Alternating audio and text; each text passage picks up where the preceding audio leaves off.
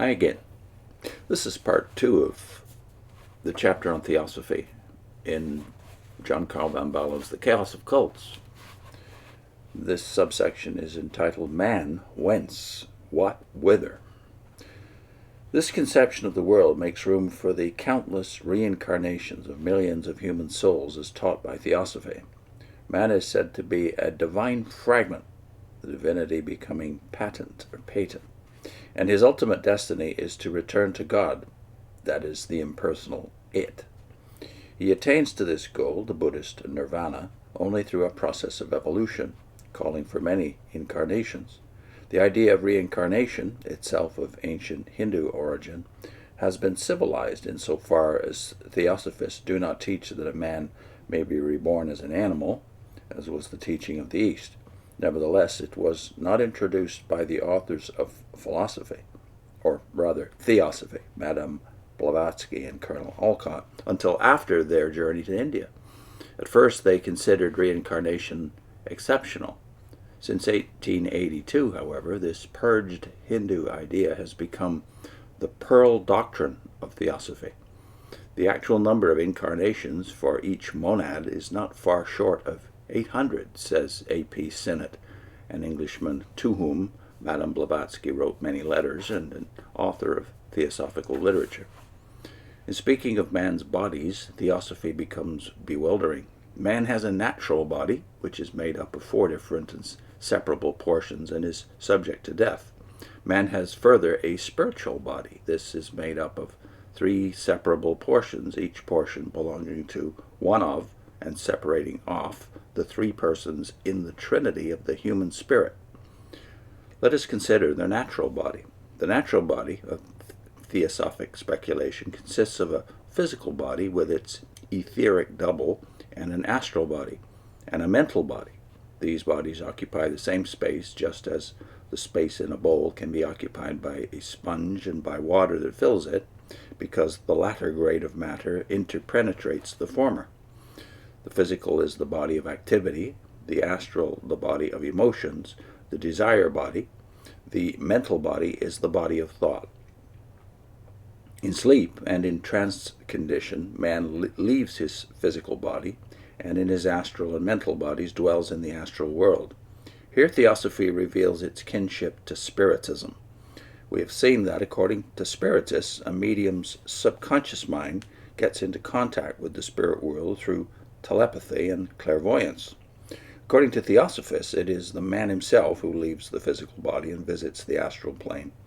The latter is thought of as an envelope surrounding the earth, at the same time penetrating it, just as water penetrates the pores of a wet sponge. It is infused in all matter as a salt dissolved in water exists in association with all its molecules. The astral world, thickly populated with all sorts of people formerly in the flesh, is described much after the manner of Spiritism's lower spheres beyond the veil.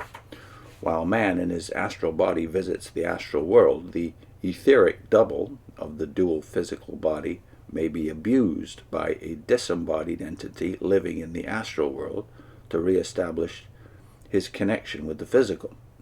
This is mediumship, which is dangerous. Thus, theosophy, a true apostate, at once acknowledges and discourages the phenomena of modern Spiritism. What does it propose instead? That man should learn both to remember his dreams and to dwell on the astral plane even in his waking condition, that he may learn from the astral beings. He should reach a point where he can dwell with equal ease in the physical or in the astral world. And to this, von Baalen has a footnote about the connection between theosophy and Spiritism. He says the kinship between Spiritism and theosophy reveals itself in various other ways. For instance, in the fact that the catalogue of theosophical publications and importations advertises books by Sir Arthur Conan Doyle, the Spiritist, and that Colville, the Spiritist, in describing the spirit world, inserts a chapter by C.W. Ledbetter, prominent theosophist and afterward Bishop for Australia of the Liberal Catholic Church, which is an offshoot of the Theosophical Society. It seems, moreover, that Spiritism is moving more in the direction of theosophy. Consider the following from White's The Betty book, page 108. Quote, apparently some part of Betty, call it whatever you like, has left the body lying on the couch and is visited and reported back from other states of being. That some part of her has left the body has been sufficiently proved to us by her reports of distant actual physical things of this world. I say some part of her, and you can call it her clairvoyant sense, or her acute consciousness, or herself, or whatever you please. And that's the end of the quote from the Betty book.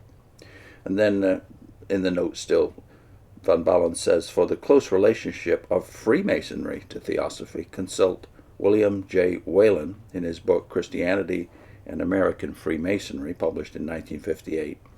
Also, J.S.M. Ward, Freemasonry and the Ancient Gods, from 1926. Back to the main text. Man's third body is the mental body. It requires a still higher stage of evolution to withdraw from both the physical and the astral bodies, and in the mental body to dwell in the corresponding mental world, or the world of thought. Here again, Theosophy reveals its spiritistic origin. The mental world, also called Devachan, or Devachan, is the abode of devas, or angels. They are the spirits of those who have graduated from the astral world. Few people at this stage of human evolution are able to withdraw into the mental world. Those who, through the practice of yoga, have learned to do so, that is, advanced theosophists, receive inspirational thought forms from the devas. Now a subsection called the path. To man who does not reach his final goal in a few incarnations, each life on earth is like a day in school. The normal interval between one life and another varies from a few score years, in the case of an undeveloped soul, to 20 centuries, or even more in the case of a far advanced type.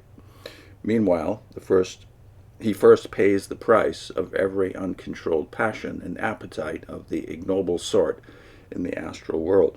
He does so by literally starving those passions to death, which means keen suffering. In this respect, theosophic teachings run parallel with those of Spiritism. Afterward, man dwells in Devachan, that is heaven. Sooner or later, he returns to earth, being born anew in an infant body to work out his karma. This karma, a Buddhist idea, is described as the law of action and reaction, or the law of causation, or in the scriptural phrase, as a man soweth, so shall he also reap. It means actions pursuing the soul through successive births and compelling it to reveal its conditions and reflect by its experiences in each birth the experiences of the previous birth. Karma might also be called the divine law of retribution. When a man has created a vice by evil desire, evil thought, and evil act, he, its creator, can also be its destroyer by good desire, good thought, and good act. We can build our character as surely as a mason can build a wall, working with and through the law. As by law we suffer, so by law we triumph. This, then, must be largely done in future lives. Thus, Theosophy reveals its kinship to Buddhism in the autosoterism it proposes, that is, self-salvation. Buddhism teaches salvation through the Noble Eightfold Path. Annie Besant and Krishnamurti speak of a fourfold pathway, which man must tread in order to become an initiate.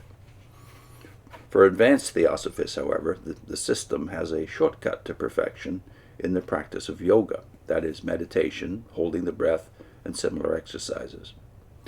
The Mahatmas is the next subsection.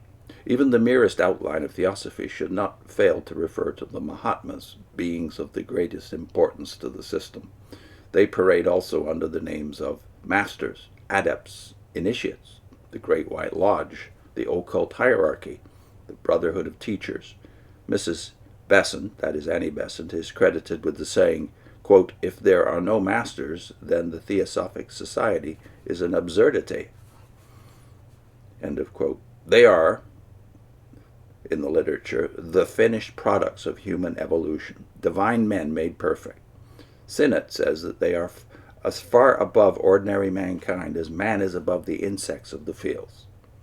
Their habitat is Tibet, They are ready to reach nirvana, but they remain in order to supervise human evolution. According to Annie Besant, they have many ways of working in the world. Through their own subtle spiritual bodies they work, sending out floods of blessing over the whole world. They become incarnate in the body of a theosophist who has reached that stage of inspiration, quote, at which the mind and emotions of the man no longer sway his body, but the body is wholly taken possession of and used by one greater than himself, end of quote. To their information and inspiration, Theosophy owes its complete knowledge of occult matters. Most of their inspiring work is done on the astral and the mental planes. When a human being has traveled the path of evolution to the end, he becomes an initiate. He is welcomed by the great brotherhood of teachers. Above all these teachers, there is one supreme teacher. When he becomes incarnated, we have a Christ among us. Yet, for such is Theosophy's faith in the divinity of man, Mrs. Besant states, every man is a potential Christ. William Q. Judge in The Ocean of Theosophy, 1958, lists Abraham, Melchizedek, Moses, and Solomon among the adepts. Next time, what is coming? What is the eschatology and philosophy of Theosophy? I'll put in a link to our video playlist, Hell, Hades, and the Afterlife, and I'll put in a link to a specific video in that series, What is Gehenna, according to the New Testament Greek expert William Vine. See you next time.